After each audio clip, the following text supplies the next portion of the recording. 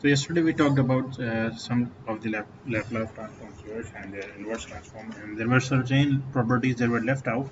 So today we'll talk about first of all the properties of Laplace transform. So the first property says that the Laplace transform of a function with a constant k is nothing but its Laplace transform function multiplied by k. So L Laplace transform of k, which is a constant multiplied by function ft, will be equal to k times the same constant multiplied by the Laplace transform function fs.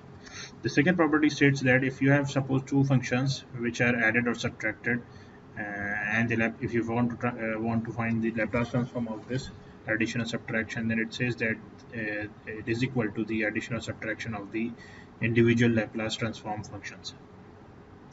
Likewise, if you want to find the Laplace transform of a derivative of ft, then it says it comes out to be equal s into fs minus f0, where f0 is the value of ft at t equal to 0. So what is this thing? This we called it as initial condition. So f0 stands for the initial condition of any system. So what is initial condition?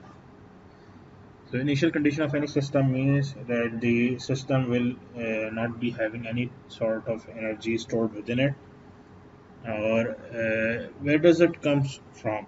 So where does energy this initial conditions arises from? So this arises from the elements within the system which are capable of storing energy. For example, in case of electrical system, out of inductance, capacitance and resistance, we have inductor and capacitor as the elements which are capable of storing energy, while the resistor is an element which cannot store energy, rather it dissipates energy. So initial condition arises from the elements which can store energy within the system. For example, inductor and capacitor. We assume that the system which is under consideration, which is under operation, might have been operated before, and because of that operation, which was done before, led to energy which had been stored in inductor and capacitor. So now when the system is again being operated, so the energy which was previously stored in inductor and capacitor will also come into picture and will change the behavior of the system. So initial condition is something that is going to affect the output of the system, uh, which otherwise, if the initial conditions are assumed zero, will not be changed. Likewise, you have mechanical system. So in mechanical system, there are three basic elements: the mass, spring, the second is spring, and third is damper. So out of these three elements, there are two elements which are capable of storing energy. One is mass, which stores the energy in the form of kinetic, while the spring is capable of storing in the form of potential. While dashpot or the damper are the elements which dissipate energy, similar to the energy being dissipated in electrical network by resistor. So damper are analogous to resistors. So they are not capable of storing energy, rather they dissipate energy. While mass and spring in mechanical systems are capable of storing energy and may give rise to initial conditions to the system when being operated. So we assume any mechanical system that we are giving input to, that it might have been used before, and the mass and the associated spring might have been storing energy during the present operation. So that is why you might have heard about the oscillation of mass and spring. So mass spring oscillation is very similar to LC oscillation. So what happens in LC oscillation that you studied in your previous classes, that energy is continuously flowing either from inductor to capacitor, then back from capacitor to inductor, and this to and fro movement of energy from inductor to capacitor causes LC oscillation. So similarly, you have mass spring. If they are connected together and energy is being imparted on the system, so what happens is that the energy at one place, at one point, will be saved in will be stored in the spring in the form of potential. Then at the other point, it will be stored in the form of kinetic into the mass. So this continuous change from kinetic to potential, from spring to mass and then back, will give rise to oscillation in mass spring system if given an input. Now, the Laplace transform of the double derivative of function ft is equal to s square fs minus f0. F0 is again the same, the value of ft at t equal to 0, the initial condition, minus the first derivative of f0. Likewise, the Laplace transform of an integral of a function ft is equal to 1 upon s fs plus 1 upon s f inverse of f0. Note that while taking the Laplace transform for determining the transfer function, so in determining the transfer function of the control system, it is assumed that all the initial conditions of the system are 0 unless specified. So whenever we talk about finding the transfer function of a system, it will always be assumed that the initial condition of the system is 0. So this is something that, since I told you before, the transfer function had certain limitations. So this is one of the limitations that transfer function possesses. That whenever you try to find the transfer function of any system, the initial conditions will always be assumed to be 0. And there are certain remarks again related to transfer function. So when you take Laplace transform to find transfer function, so the initial conditions are assumed to be 0. Thus, when taking Laplace transform, certain points that you will have to keep in mind is that first derivative are replaced by SFS. So you won't find the terms with initial condition as you saw here. So the first derivative, the Laplace transform of first derivative was given as SFS minus F0. So we have eliminated F0 from this expression. So what we now get is SFS only. So this is done when only you're going to find the transfer function. Now the second derivative again will be replaced by s square fs, which initially was given as s square fs minus f0 minus derivative of 0. So f0 terms, these terms will again then become 0. This will also get 0 if you assume all initial conditions to be 0, and which is what inherent to finding transfer functions. So in second derivative you will only get the term s square fs.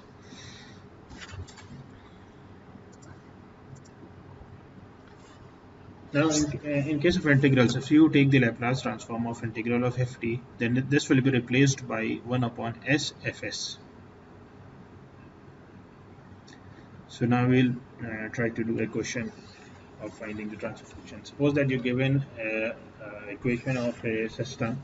So let's say this is the equation that represents the dynamics or the behavior of a system, of an arbitrary system, where Ct is the output of the system, while Rt is its input.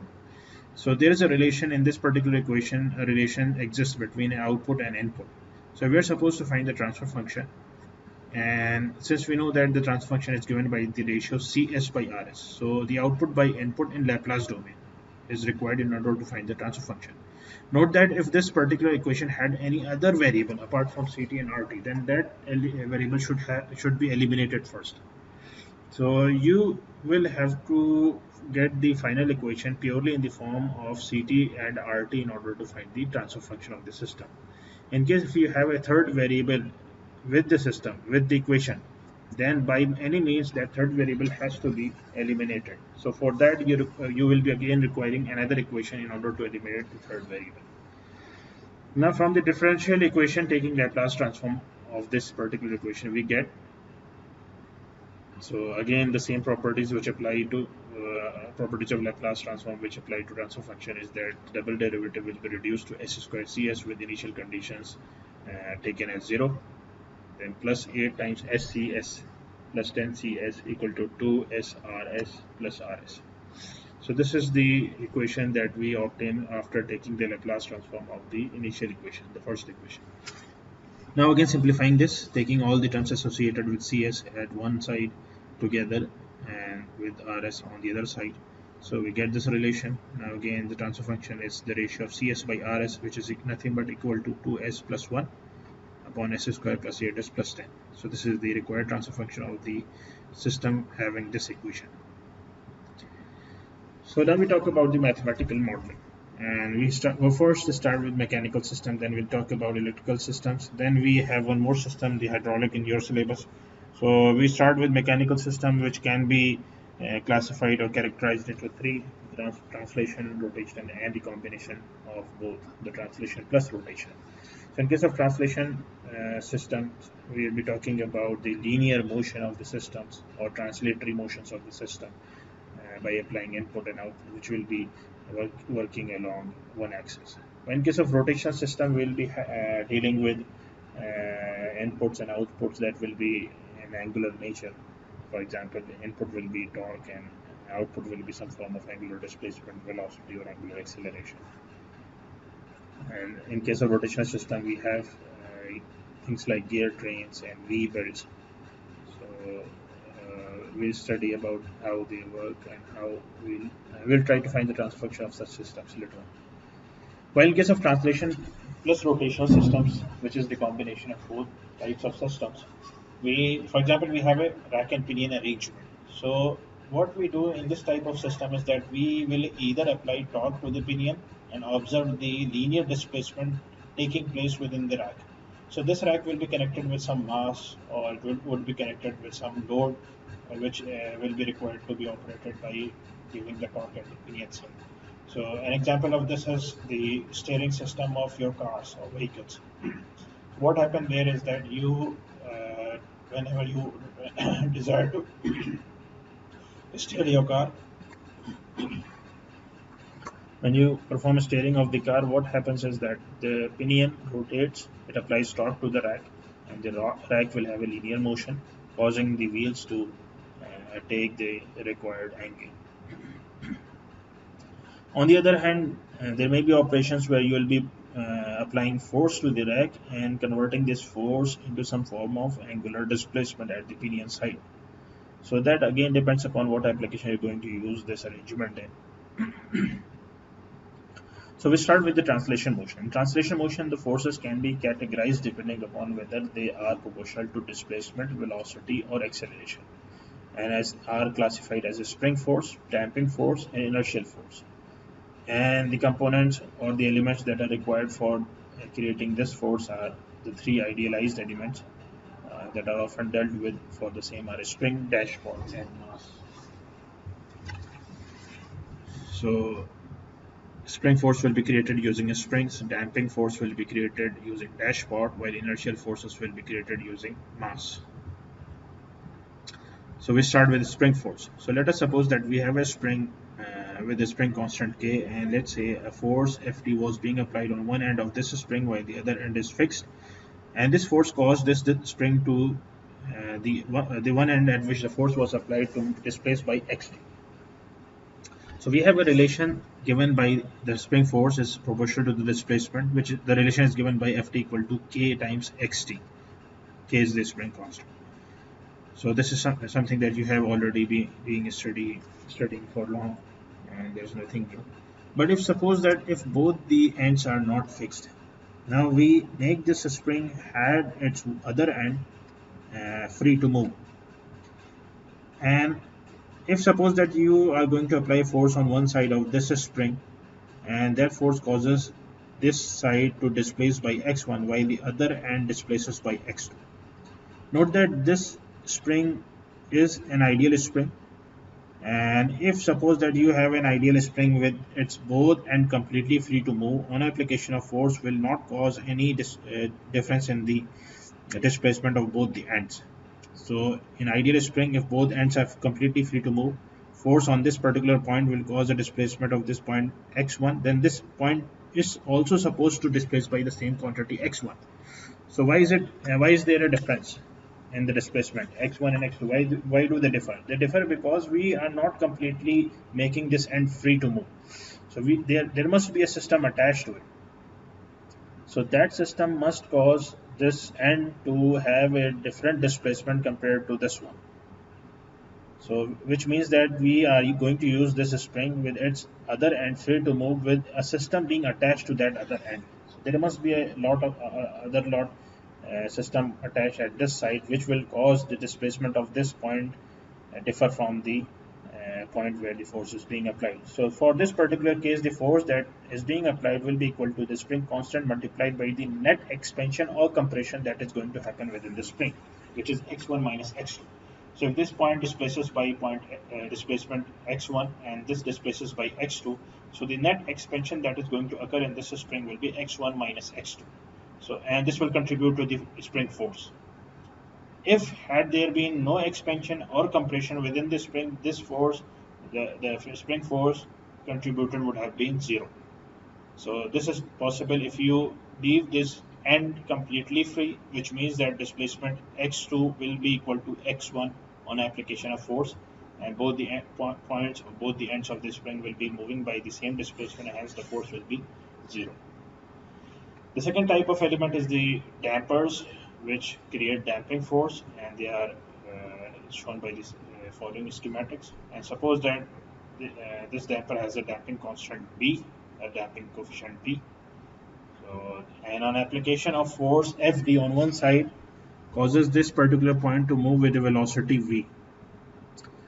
Since the damping forces are proportional to velocity and is given by Fd equal to bvd.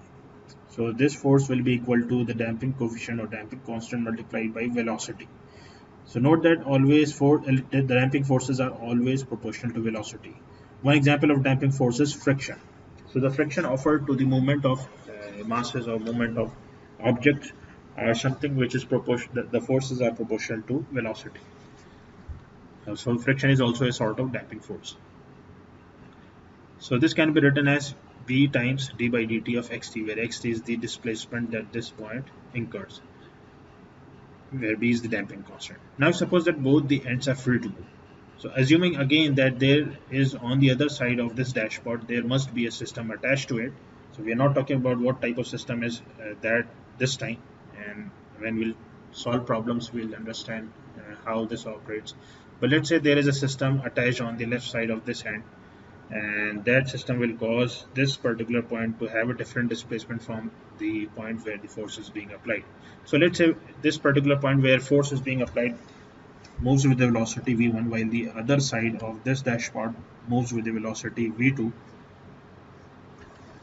So the force now that the dashpot will exert will be equal to b times v velocity v1 minus v2, which is equal to b d by dt of x1 minus x2.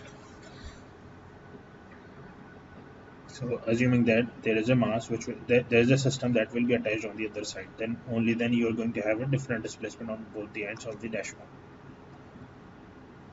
Now the third type of force that we encounter is the inertial force, which is because of the mass, and it is proportional to the acceleration. So that is, suppose that you're given a mass m and you apply a force Fm to it, which causes an acceleration a to, then the relation is given by Fm equal to ma. This can be written as m d by dt of v, where v is the velocity of that point, or m is m multiplied by d square by dt square of xt, where x is the displacement.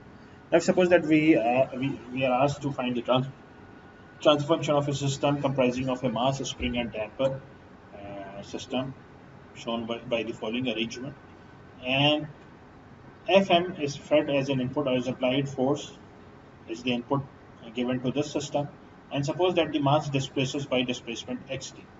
So we are required to find the transfer function where Fm is the input and xt is the output. So the transfer function, since we know that, is given by the ratio output by input, which is nothing but the displacement x in Laplace domain, that is xs, divided by the force in Laplace domain, that is Fms. So in order to solve problems of such type, we will first draw the free body diagrams of the masses. So for this particular mass, if we draw the free body diagram, we have some acting forces. Fm is the acting force, and kx. So if you visualize this mass, what you are going to do is you apply a force Fm on the right side, while this mass is being restricted from movement because of attached spring, dashpot, and its inertia. So these three elements will cause the mass to these three elements will resist the motion of this mass, while Fm will cause it to move. The forces because of spring, dashpot, and inertia will cause it to halt. So they will try to resist the movement. So let's say the acting force is on the right side, Fm. We depict this on the free body diagram here.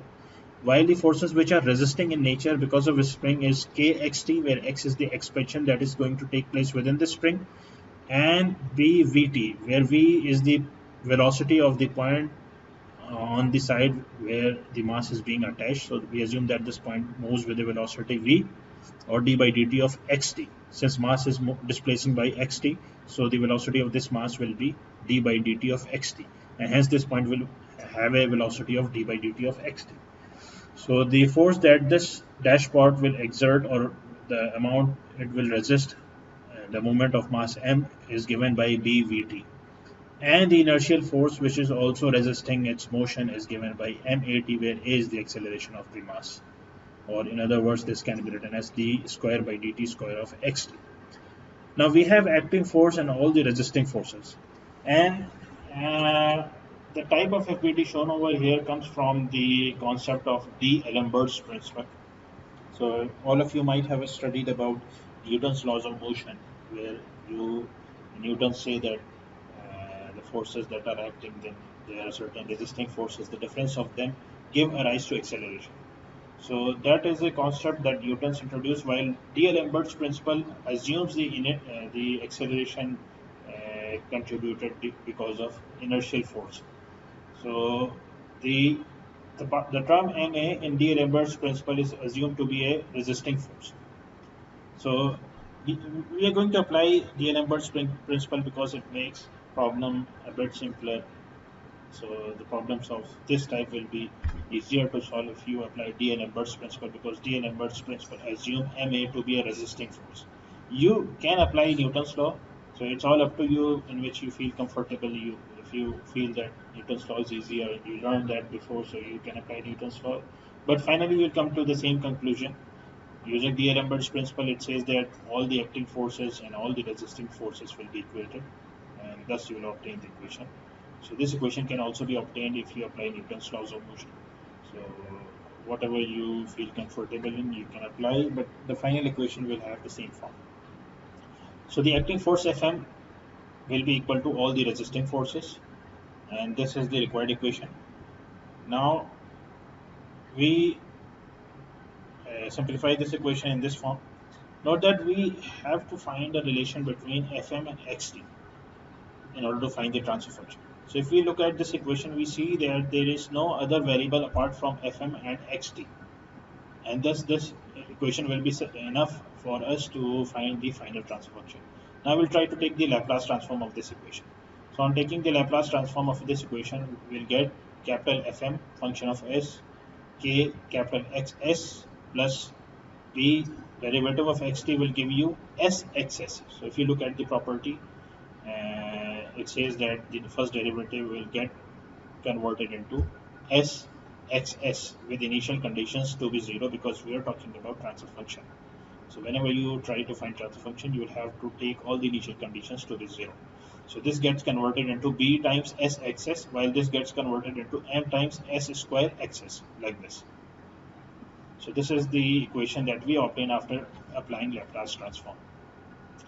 And again, further simplifying this, taking all the terms associated with x's together, and the final transfer function that we obtain, x by fm, is given by 1 upon k plus bs plus ms square. So this is the required transfer function of the given mass spring damper system. And this can, of course, be represented in the form of block diagram. So the blocks, as I told you before, which showed gain in time domain, is the transfer function in Laplace domain. So the output, this system shown over here, can be represented by this block, where the output is the displacement xs and the input is fs, and this is the transfer function of the system. So this is the block diagram representation of the system. Now suppose that we are given a second problem, and we are required to find the transfer function of this system, which is x by f, x2 by f. So in this particular case, we have two masses, m1 and m2, and we apply force to mass m1, while the output x2 is the displacement of mass m2. So we are required to find the transfer function, the ratio x2 by f,